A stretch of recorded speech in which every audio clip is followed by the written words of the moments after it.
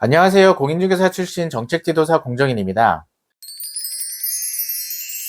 요즘 주변에서 국세청의 세무조사 또는 세무 관련 소명 통보를 받으시는 대표님들의 수가 부쩍 늘었습니다. 잘 아시는 바와 같이 지난 3년간 코로나로 인하여 정부의 행정 기능이 제대로 운영되지 못하였는데요. 국세 행정 또한 마찬가지였습니다. 그로 인하여 지난 3년간 아주 예외적인 경우를 제외하고 세무조사를 실시하지 못하였는데요. 최근 코로나가 진정되고 또한 정부의 세수가 급격히 줄어드는 등 재정 적자의 폭이 커지는 상황이 발생하면서 그동안 중지되었던 세무조사가 일반 기업들을 대상으로 실시되는 것으로 보입니다.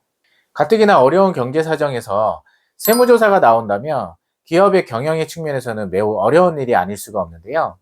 그래서 오늘은 최근 빈번한 세무조사를 대응하기 위하여 세무조사를 유발하는 사례와 실제 세무조사가 진행되며 들춰보는 자료, 그리고 주의할 점 등을 알아보도록 하겠습니다.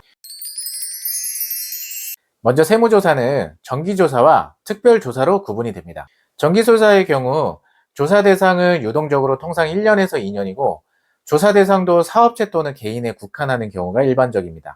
반면 특별조사의 경우는 조사 기간이 최저 5년에서 10년까지로 확대가 되고 조사 대상도 최초 조사 대상 기업 개인에서 관련 기업, 가족, 특수관계인 등으로 확대되는 경우가 많습니다.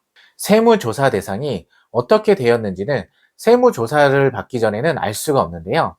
세무조사의 대상이 되는 일반적인 사례는 다음과 같습니다. 무자료 거래의 빈번한 발생, 가수금, 가지급금의 발생과 그에 대한 부적절한 처리, 허위가공의 재고자산 매출 채권으로 분식 회계를 하는 경우, 비상장 주식 평가와 관련하여 가격을 시가와 현저하게 낮거나 높은 가격으로 증여나 양도, 증자, 감자, 상속하는 사례, 비상근 직원, 임원 등의 인건비 처리와 대표자 가족, 특히 자녀 등의 인건비 처리, 접대비, 복리후생비, 법인 신용카드 사용 내역 등 비용 분류의 적정성에 문제가 있는 경우, 등록자산인 부동산 등 취득 관련 자금 출처 의심 사례, 증여 추정 배제 기준 초과, 소득이 없는 자금 출처가 증명되지 않는 자녀 명의 자산 취득 가액 및 증여 의제, PCI 즉 소득 지출 분석 시스템상의 갭이 큰 경우, FIU 금융정보 분석원의 고액 현금 보고,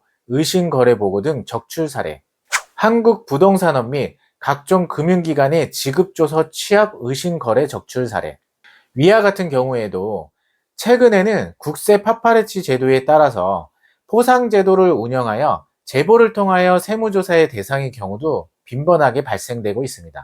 어찌되었던 세무조사의 대상이 되면 기본적으로 약 15일 전에 세무조사 통보를 받게 되고 세무조사 종류에 따른 조사 자료 또는 소명 자료를 제출해야 하는데 그 준비 기간이 2주 정도 주어지게 됩니다. 보통은 준비를 어떻게 해야 하는지, 무엇을 준비해야 하는지 목록을 보고도 우왕좌왕하게 되고 세무조사 당시에도 대응을 하기가 쉽지가 않습니다. 잘 모르는 사업주들이 지인들의 도움을 받아보려 이리저리 연락을 하게 되고 그러면서 오히려 역효과가 발생되는 경우가 상당히 많습니다. 세무조사 대응을 대표자가 직접 가능한 경우는 거의 없을 것입니다. 게다가 기장세무사가 세무조사 대응력이 없다면 믿고 맡길 대상이 없는 것과 같습니다. 털어서 먼지가 안 나오는 경우는 없고 결국은 세무조사는 일단 발생하게 되면 어떻게 대응을 하고 어떻게 협상하느냐가 최대의 핵심 역량이라고 생각합니다. 이때는 세무조사 대응을 위한 전문 세무대리인을 수임을 하는 것이 필요한데 수수료는 보통 추징세액 절감액의 일부를 수임료로 받고 있습니다. 사전에 적절한 대비로 세무조사로 인한 사업 성장에 방해가 되지 않도록 항상 대비하시기 바랍니다. 감사합니다.